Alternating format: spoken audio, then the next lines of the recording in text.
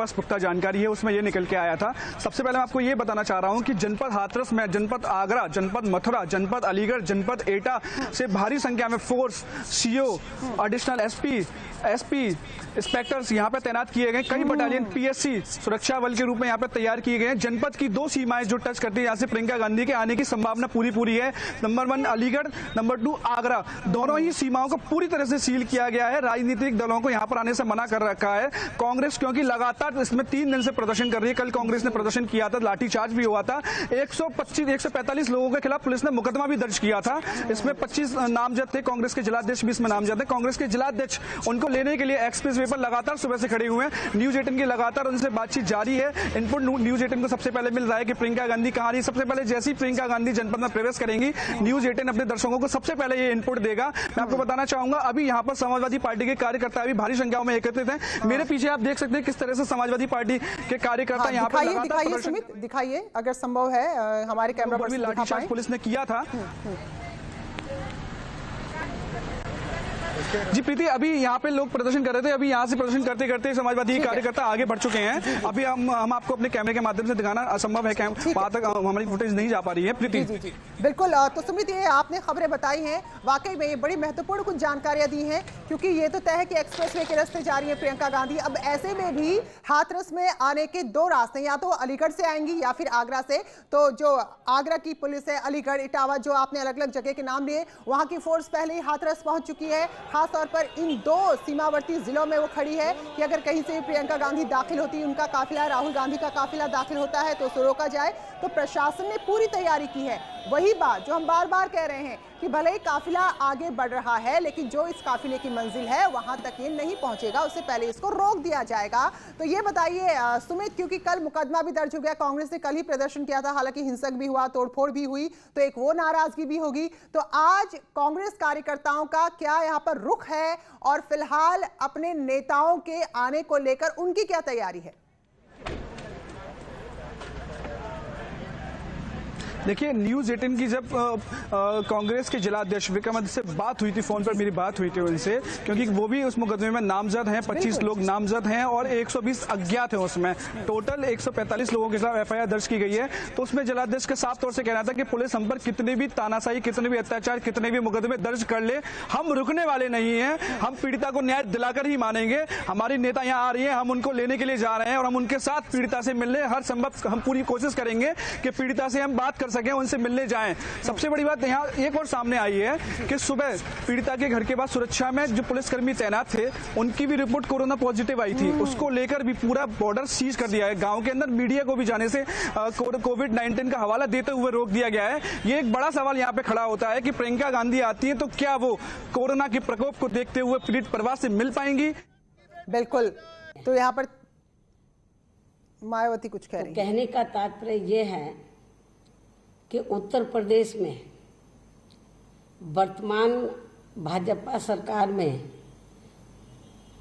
तो कानून का नहीं, बल्कि गुंडों, बदमाशों, माफियाओं, बलात्कारियों एवं अन्य अराजक हैं। तो कहने का तात्पर्य ये है कि उत्तर प्रदेश में वर्तमान भाजपा सरकार में तो कानून का नहीं, बल्कि गुंडों, बदमाशों, माफियाओं, बलात्कारियों एवं अन्य अराजक हैं।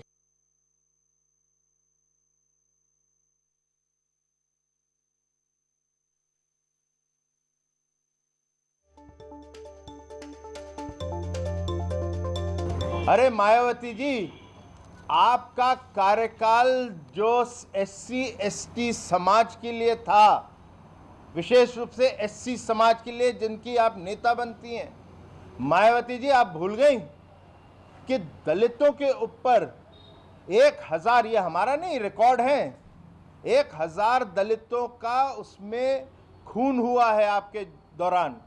और आज आप हमें लेक्चर दे रही हैं।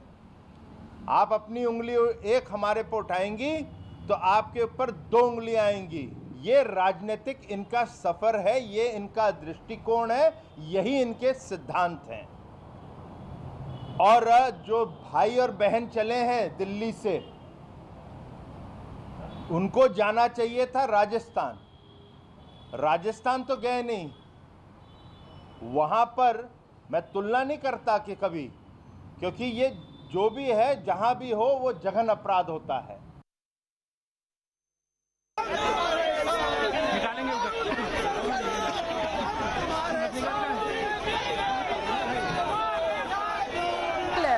ये बड़ी खबर इस वक्त की है कि काफिला बढ़ चला है एक्सप्रेसवे की तरफ। ग्रेटर नोएडा से आगे ये काफिला बढ़ रहा है।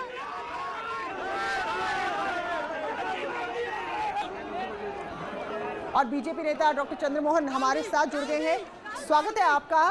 तो अभी काफिला बढ़ गया, यूपी में आपने आने दिया, तो क्या वहां गांव में जाकर पीड़ित परिवार से मिलने देंगे इन्हें?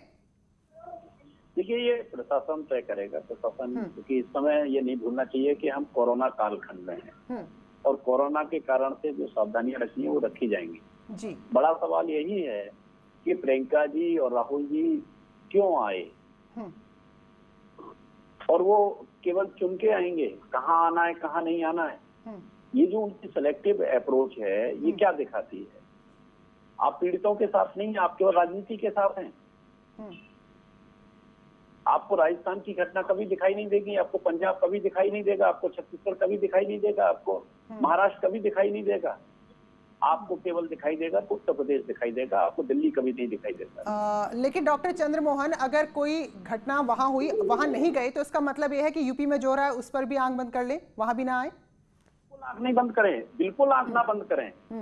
उत्तर प्रदेश में कोई, मैं इसलिए कह रहा हूँ आंख बंद करने की मैं नहीं कह रहा हूँ, तो आंख खोल के देखो उत्तर प्रदेश को। आज उत्तर प्रदेश को आंख खोल के देखें। आज पास्को में हमने तीन साल की सरकार में, योगी सरकार ने पास्को के अंतर्गत कितने लोगों के सजा दिलाने का काम किया है, इसका आंकड़ा भी देख लेना चाहिए। लेकिन डॉक्टर चंद्रमोहन, ये तो विपक्ष का काम है ना, ये तो काम है, वो अपनी जिम्मेदारी निभा रहा है। अगर मुद्दे उसको मिल गए, हालात ऐसे हुए, तो उठाएगा ना उसको। नहीं, बिल्कुल विपक्ष का काम है, लेकिन विपक्ष का काम पूरी जिम्मेदारी के साथ निर्वहन करें। ठीक है, मैं वही कह रहा हूँ। हमने 1977 लोगों को सजा दिलाने का काम किया 3 साल। चलिए, सुरेंद्र राजपूत जी भी हमारे साथ जुड़ गए हैं, कांग्रेस के नेता। सुरेंद्र जी, बहुत बहुत स्वागत है आपका। तो सुना आपने जो डॉक्टर चंद्रमोहन ने कहा कि भाई आप सिलेक्टिव हैं चीजों को लेकर, घटनाओं को लेकर, प्रदर्शन को लेकर। सत्ता पक्ष का अहंकार अगर बोलेगा तो हम क्या करें? अगर हम सेलेक्टिव हैं, हाथरस में अगर घटना झूठी है तब तो हम सेलेक्टिव हैं।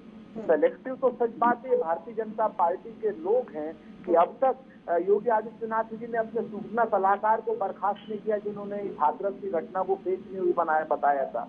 अब तक योगी आदित्यनाथ जी ने आगरा के उन पुलिस वालों को सस्पेंड नहीं किया जिन्होंने इस घटना को फेक न्यूज बताया था। अब तक आदित्यनाथ योगी जी ने उन सारे लोगों को सस्पेंड नहीं किया जो रात के अंधेरे 2:30 बजे में हिंदू विधि विधान के विरुद्ध जो है उस लड़की के शव को जिन्होंने जलाया। आज सेलेक्टिव तो ये लोग हैं कि उसके बाद बलरामपुर में घटना हो जाती है, बलरामपुर की घटना की लड़की को भी जन्म को रात में जला दिया जाता है। सच बात ये है कि पूरे प्रदेश, उसके बाद बागपत में घटना हो रही है, आजमगढ़ में घटना हो रही है।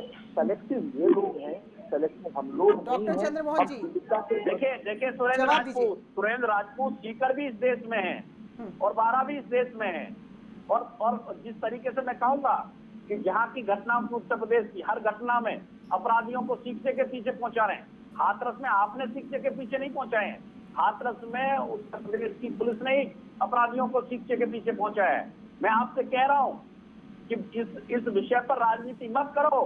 ओछी और ये राजकुमार और राजकुमारी को समझाओ कि ओछी और घटिया राजनीति ना करें। सुरेंद्र राजपूत जी, आप ओछी राजकुमार राजकुमारी केवल देखिए चंद्रमोहन जी, दोनों राजनीतिक दल से जुड़े हुए हैं और प्रियंका गांधी तो बकायदा उस दल की जिम्मेदारी भी निभा रही हैं। तो एक लोकतांत्रिक देश में क्या, चंद्रमोहन जी, क्या लोकतांत्रिक देश में क्या इस तरह नहीं किसी बात को लेकर उठाया जा सकता?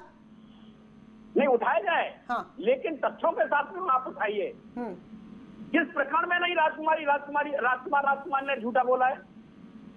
तब नहीं बोला, बार बार झूठे बोले, माननीय न्यायालय तक ने इनको आईना दिखाने का काम किया है। लेकिन ये ऐसे लोग हैं, राजकुमार, इनकी हर धर्म का है। सुरेंद्र जी, ये लोकतंत्र में अब राजकुमार और राजकुमारी जी आगे। सुरेंद्र जी, बिल्कुल राजकुमारी है ये, इनका व्यवहार वही है। मैं जोर देके कहूंगा। अब सुनिए चंद्रमोहन जी, सुनिए, अब सुनिए जवाब सुनिए।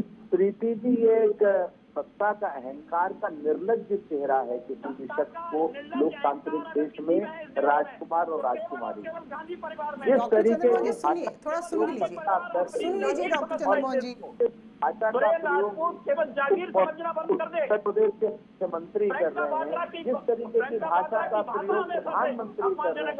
15 दिन हो गए प्रधानमंत्री जी के मुंह में दही जमी थी, और 15 बाद प्रधानमंत्री जी के मुंह से जब दही हटी तब उत्तर प्रदेश के मुख्यमंत्री को उन्होंने ऐसा कहा। है उत्तर प्रदेश में आज माफियाओं पे कार्रवाई हो रही है। आपके डॉक्टर चंद्रमोहन जी सुन तो लीजिए आप, फिर नहीं देखिए, अगर डॉक्टर चंद्रमोहन अगर आप आरोप लगा रहे हैं, सवाल पूछ रहे हैं, तो जवाब भी सुनना पड़ेगा ना हमें, एक तरफा नहीं हो सकता संवाद। सुनिए। और में डूबी हुई है बात, अब ये जो सत्ता का अहंकार और इतना निर्लज्ज, बेशरम और बेहुदा चेहरा गांधी में है होता है, गांधी परिवार कि में जहाँ होता है। पर राजकुमार अब ये उत्तर प्रदेश घटना में पुलिस ने बंद कर दिया।